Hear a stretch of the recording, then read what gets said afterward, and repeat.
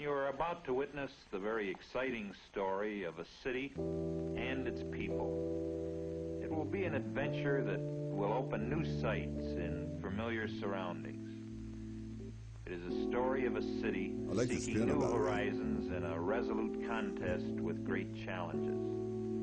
That city is Detroit. It stands out on the highway like a creature from another time. What I remember about Detroit's buildings growing up is they were very beautiful.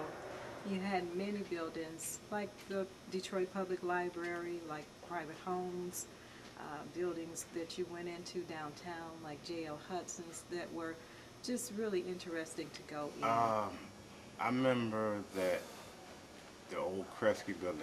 I remember that as a kid growing up, I used to go down there with my mother a lot, you know, shopping and stuff like that. When I was your age and younger, I remember many neighborhoods, very strong neighborhoods, very strong characteristics. Streets chock-a-block full of houses and the people who lived in them.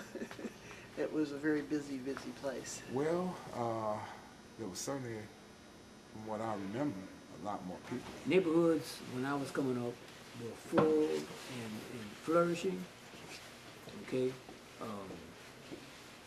They had businesses and healthy neighborhoods, you know, that I grew up in.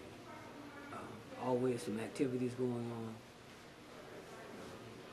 things to do, places to go. You know, I really enjoyed it. Growing up as a kid or as a child here in the city of Detroit. Sure, less people, less activity, less buildings, fewer, excuse me. Well, a lot of the population has moved. There are a lot of people who have lost their jobs and they're being foreclosed on. The buildings are being left abandoned. People can't afford the tax rates on the homes. The property rates have gone up. There are a lot of homeless people now that are trying to, you know, take over some of the buildings and live in them as squatters. Because of the population drop in the city after the 1967 riots or rebellion, a lot of the houses became blighted. Yeah, but no one stopped to think about the babies or how they would survive. And we've almost lost Detroit this time. How will we ever get over? I am unveiling a plan to demolish 3,000 dangerous residential structures this year and setting a goal of 10,000 by the end of this term. That's an astounding number, isn't it? Right. Well, I think he and his government must know that there are that many that need tearing down. Mayor Bing is not doing a good enough job in order to tear these houses down.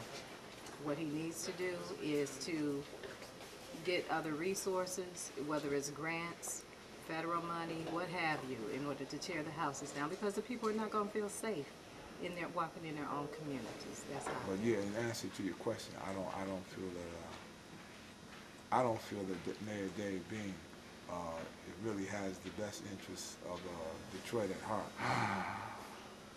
I don't think it's good.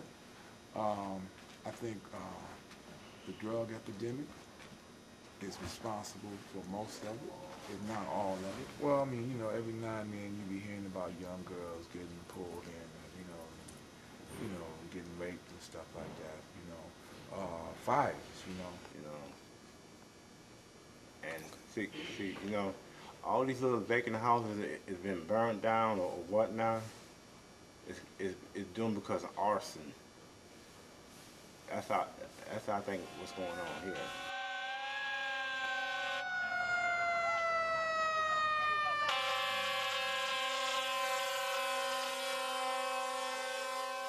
I think many of the buildings are horrible. It's not good when you have buildings that are abandoned, filled with all kind of things in them.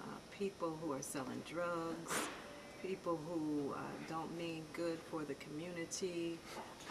Windows are out, porches are broken, and anyone can be drugged inside a home to be raped, killed, anything like that. Personally, I wouldn't be against a person even moving in and squatting if they were to take care of the property rather than just let it go down. And at least that would be a buffer against rapes and arson. Now, if you want to tear down buildings, I mean, all that's good if that building is standing on its last leg. But to invest and rebuild a building, I think, again, is a better way to go because, look, you know, you're speaking of buildings, abandoned buildings, you know, along with that is also homeless children and homeless people. You know, I mean, that's what buildings contain, right? People. Well, on one hand, it's unfortunate, but on the other hand, it creates new opportunities for who knows what, with rebuilding, reconstructing, renewing.